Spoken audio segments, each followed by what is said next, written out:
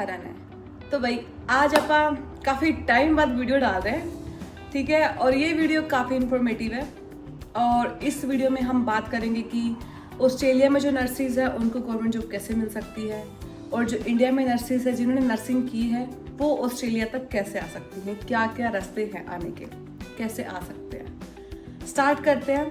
Nursing जो है, nursing को दो तरह से किया जा सकता है। एक तो वो नर्सिस जो इंडिया में है, एक वो नर्सिस जो ऑस्ट्रेलिया में है। इंडिया वाली नर्सिस जिन्होंने बैचलर्स ऑफ नर्सिंग की है, ठीक है, और जो नर्सिस से रिलेटेड कोर्सेज किए हैं, वो नर्सिस ऑस्ट्रेलिया में आने के लिए क्या कर सकती हैं।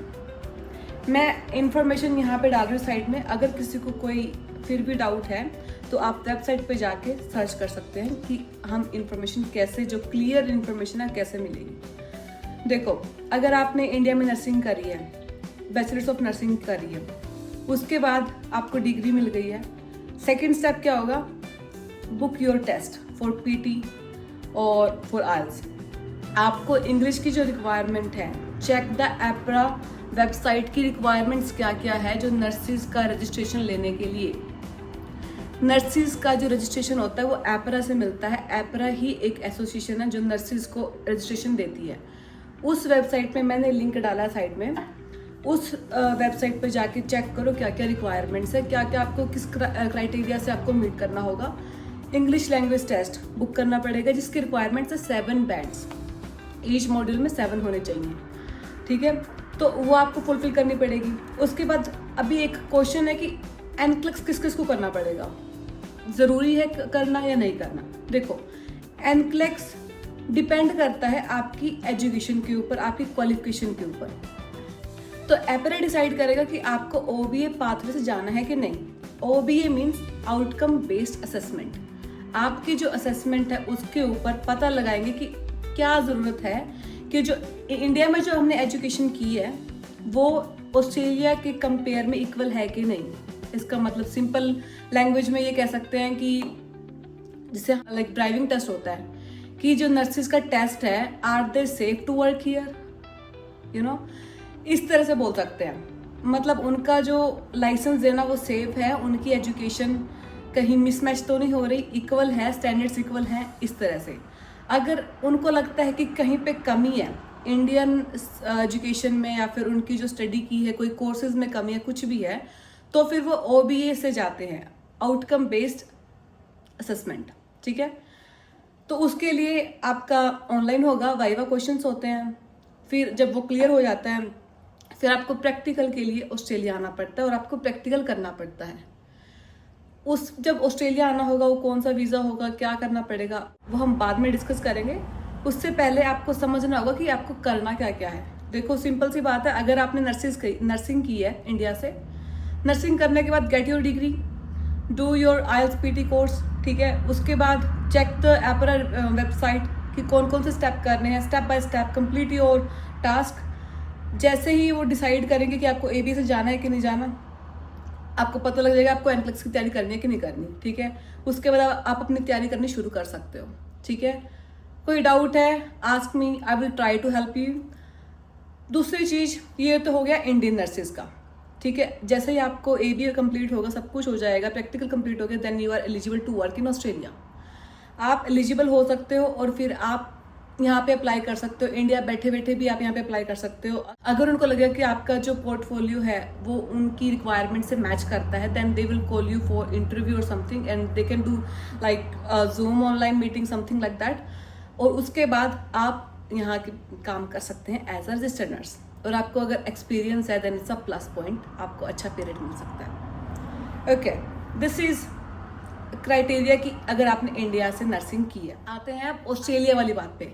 अगर आप ऑस्ट्रेलिया में हो, स्टूडेंट वीज़ा पे हो, आप नर्सिंग कर रहे हो, आपको गवर्नमेंट जॉब चाहिए, क्या क्या स्टेप्स होंगे उसके लिए। देखो, मैं इस पाथवे से गई हूँ, सो आई अंडरस्टैंड कि आप क्या सोच रहे हो, कैसे होगा, कितनी मतलब क्वेश्चंस होते हैं माइंड में, कितने कंसर्न्स होते हैं। Okay, I try to clear all those concerns. Okay, if you have still any questions please ask me in the comments, drop your comment and I will try to make another video particular topic, whatever you want. Okay, the thing is, if you are student in Australia and you are studying bachelor's of nursing, it's a good thing कि आप nursing कर रहे हो, आपका future बहुत अच्छा है, बहुत ब्राइट है। देखो, नर्सिंग हो गई आपकी। नर्सिंग जैसे ही आपका लास्ट ईयर होता है ना, तीसरा साल होता है, उसमें तीसरे साल में जब आपके 6 महीने होते हैं नर्सिंग कंप्लीट होने को, उसके बारे में सर्च करो ग्रेड प्रोग्राम।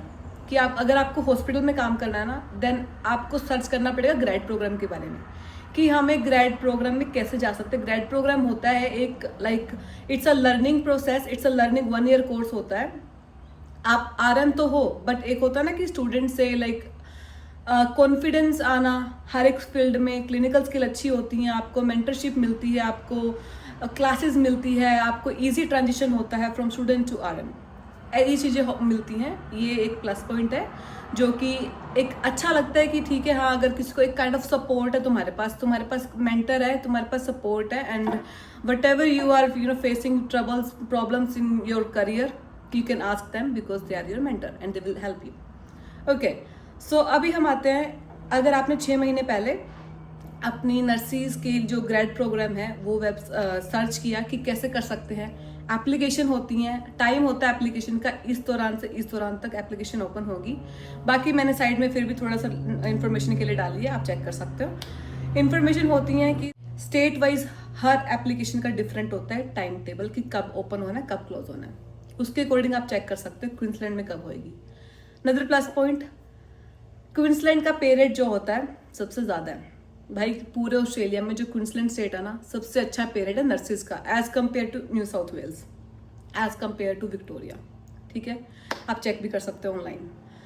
ओके, ठीक है, अपनी नर्सिंग स्टडी कंप्लीट करी एंड देन आपको ग्रेड प्रोग्राम के लिए आपने अप्लाई कर दिया।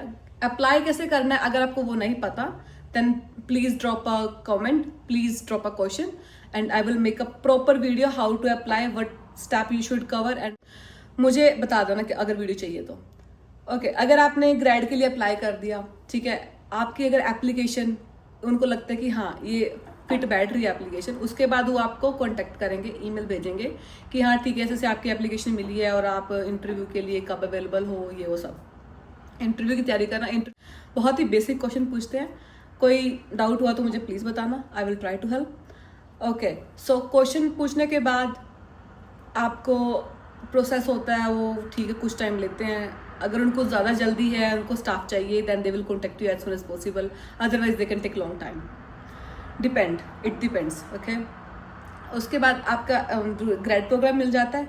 ग्रेड प्रोग्राम के बाद आपका 1 year you have to work with them, आपको पे मिलेगी। ये नहीं होता कि इंटर्नशिप होता है, आपको पे मिलेगी, बट पे एक base rate base rate in the sense कि एक स्टार्टिंग का रेट मिलता है आरएन को। वैसे आपको पता ही होगा कि जैसे बेस रेट अलग होता है मॉर्निंग का, आफ्टरनून का पेनल्टी रेट अलग होते हैं, नाइट के अलग होते हैं, वीकेंड्स के अलग होते हैं। उसके अकॉर्डिंग आपकी पे में भी काफ़ी फ़र्क पड़ता है। जो एक फ्रेश आरएन की जो सैलरी है वो आई थिंक 85,000 से कुछ पड़ती है, 85 to 90 कह सकते हैं इन 1 ईयर। ठीक है, अगर आप वीकेंड्स पे काम कर रहे हो, नाइट ड्यूटीज़ कर रहे हो, पेनल्टीज रेट पे काम कर रहे हो, देन आपकी जो वेजेस है उसमें काफ़ी फ़र्क पड़ सकता है। ठीक है, ये होती है एक स्टार्टिंग बेस जो कह सकते हैं सैलरी एक साल की 85,000 to 90,000 के बीच में होती है डॉलर्स। ओके, आपको ग्रेड प्रोग्राम मिल गया, this is a way to work in a hospital. अगर आपको ग्रेड प्रोग्राम नहीं मिलता, ओके, ज़रूरी नहीं होता कि हर बच्चे को ग्रेड प्रोग्राम मिले।